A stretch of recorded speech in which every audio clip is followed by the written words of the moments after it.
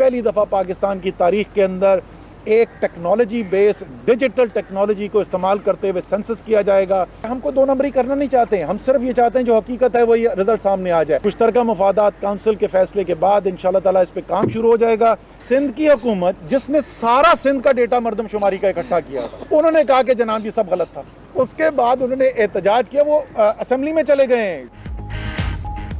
हुकूमत का आइंदा आम इंतखाबात नई मरदमशुमारी के तहत कराने का ऐलान। मुश्तरका मफादात कौंसिल की मंजूरी के बाद मरदमशुमारी पर काम शुरू हो जाएगा। वफाकी वजीर असद उमर की प्रेस कॉन्फ्रेंस बोले, पहली बार टेक्नोलॉजी का इस्तेमाल करते हुए मरदमशुमारी करेंगे, कोई दो नंबरी नहीं होगी। पिछली मरदमशुमारी का सारा डाटा सिंध हुकूमत ने जमा किया और खुद ही एहतजाज किया। आइंदा वजीर आजम इमरान खान ही होंगे।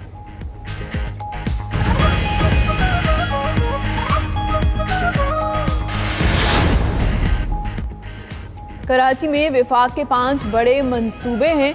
वफाकी वजीर असद उमर कहते हैं ग्रीन लाइन मंसूबा मुकम्मल हो चुका, आइंदा हफ्ते तक 40 बसें कराची पहुंच जाएंगी। 30 सितंबर से पहले कराची सर्कुलर रेलवे का मंसूबा शुरू हो जाएगा।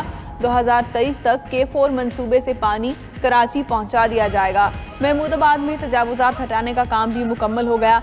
बड़े नालों से कचरा निकालने के बाद सीवरेज सड़कें और फुटपाथ बनाए जाएंगे।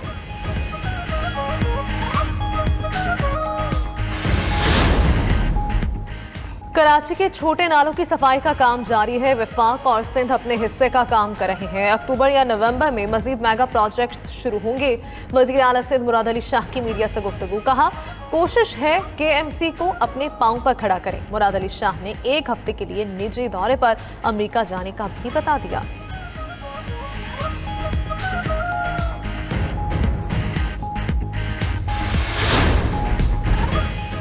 वोटिंग मशीन से वो काम लिया जाएगा जो RTS बैठा कर लिया गया। पाकिस्तान को आतिशफशां के दहाने पर पहुंचा दिया गया है। रहनुमा नून लीग साद रफी की प्रेस कॉन्फ्रेंस। कहा, बेलगाम वुज़रा अब इलेक्शन कमीशन को टारगेट कर रहे हैं। इलेक्शन कमीशन को धमकियां दी जा रही हैं। इदारों का तहफ़्फ़ुज़ किया जाए। मरियम औरंगज़ेब का इलेक्शन कमीशन को धमकाने वालों को सजाएं देने का मुतालबा। वुज़रा फ्रॉड और गुंडागर्दी कर रहे हैं। वज़ीर आज़म हाउस धांधली का गढ़ है।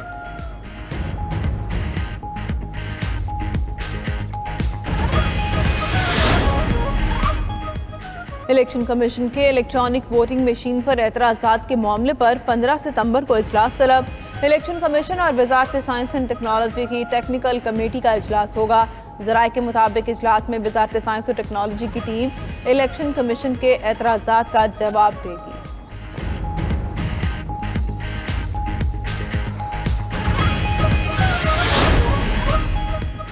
पाकिस्तान क्रिकेट में तारीखी दिन। न्यूजीलैंड क्रिकेट टीम 18 साल बाद पाकिस्तान पहुंच गई। न्यूजीलैंड की टीम चार्टर्ड फ्लाइट से इस्लामाबाद पहुंची। न्यूजीलैंड की टीम एक रोज के कारंटीना के बाद 13 सितंबर को प्रैक्टिस का आगाज करेगी। पाकिस्तान और न्यूजीलैंड के दरमियान पहला वनडे 17 सितंबर को खेला जाएगा। 18 साल बाद न्यूजीलैंड क्रिकेट टीम की पाकिस्तान आमद पर मौजूदा और साबिक क्रिकेटर्स पुरजोश।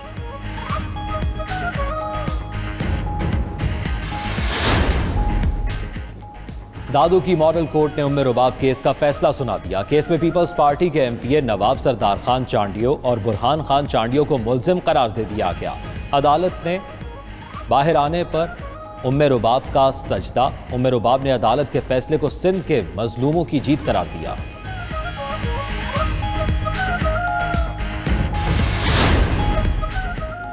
कोरोना वैक्सीनेशन के लिए उम्र की हद 15 साल मुकर्रर। फाइजर वैक्सीन लगेगी। 18 साल उम्र के अफराद के लिए वैक्सीनेशन सर्टिफिकेट लाजमी करार। NCOC के फैसले।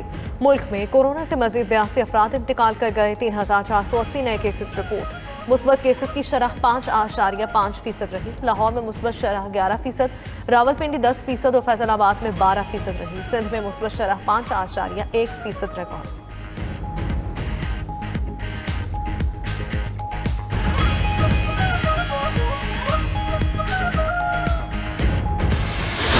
लाहौर में मुसलसल तीसरे रोज भी बादलों की भरपूर इनिंग्स। गली मोहल्लों और शाहराहों पर पानी जमा। डिफेंस, गुलबर्ग, फिरोजपुर रोड, भट्टा चौक, चुंगी अमर सद्दू, मुगलपुरा, मजंग समेत कई इलाकों में बारिश हुई। लक्ष्मी चौक में 140 मिलीमीटर बारिश रिकॉर्ड। वज़ीर आला पंजाब उस्मान बुज़दार का इंतजामिया को नकासियात के लिए अलर्ट रहने का हुक्म। नकासियात का काम भी जारी।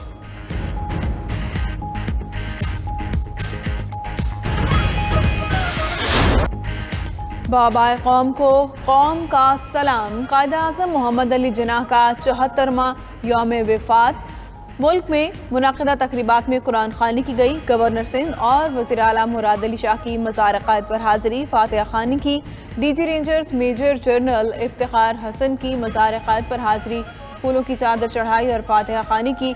वज़ीर आला पंजाब उस्मान बुज़दार, वफाकी वज़ीर फवाद चौधरी समेत सियासी क़यादत का कायद-ए-आज़म को ख़िराज अक़ीदत।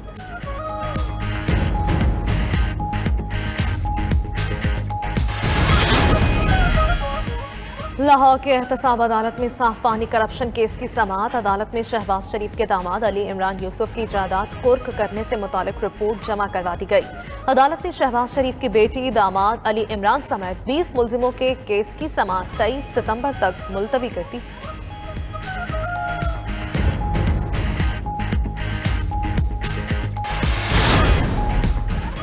तालिबान ने आज 9/11 की 20वीं बरसी पर काबीना की हलफबरदारी मनसूख कर दी। तर्जुमान सुहेल शाहीन का कहना है, आज हलफबरदारी प्लान का हिस्सा नहीं, वज़रा काम कर चुके, तकरीब अब नहीं होगी।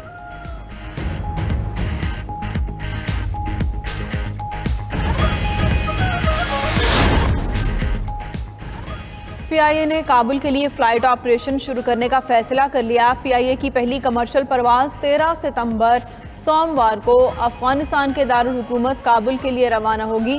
PIA के मुताबिक अफगानिस्तान की सिविल एविएशन अथॉरिटी ने PIA को लैंडिंग की इजाज़त दे दी।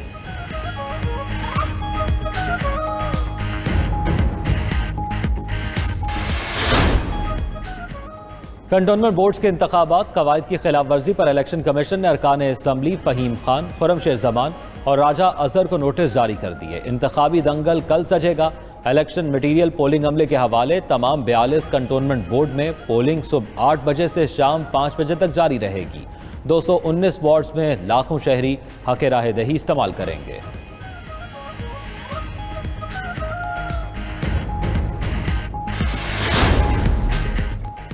मुर्तज़ा वहाब की आगा खान अस्पताल आमद। फनकार उमर शरीफ की क़यादत की। कहा, उमर शरीफ के इलाज मुआलजे में हुकूमत सिंध हर तरह का तामुन करेगी। गवर्नर सिंध इमरान इस्माइल का भी उमर शरीफ के इलाज के लिए हर मुमकिन सहूलियात फराहम करने का वादा।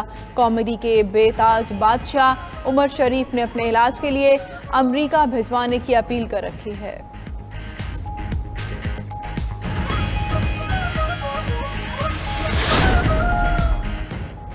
भारतीय दारुल हुकूमत दिल्ली में मूसलाधार बारिश। इंदिरा गांधी एयरपोर्ट का रनवे तालाब का मंजर पेश करने लगा।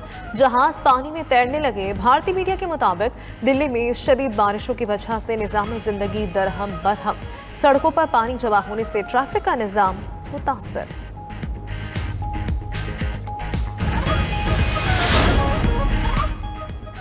यूनान वर्ल्ड बीच रेसलिंग में इनाम बट की फतूहात का सिलसिला जारी। इनाम बट सेमीफाइनल में पहुंच गए। इनाम बट ने रोमानिया के पहलवान को क्वार्टर फाइनल में शिकस्त दी। दूसरे कौमी रेसलर जमान अनवर ने शिकस्त के बावजूद पॉइंट्स की बुनियाद पर क्वार्टर फाइनल में क्वालिफाई कर लिया।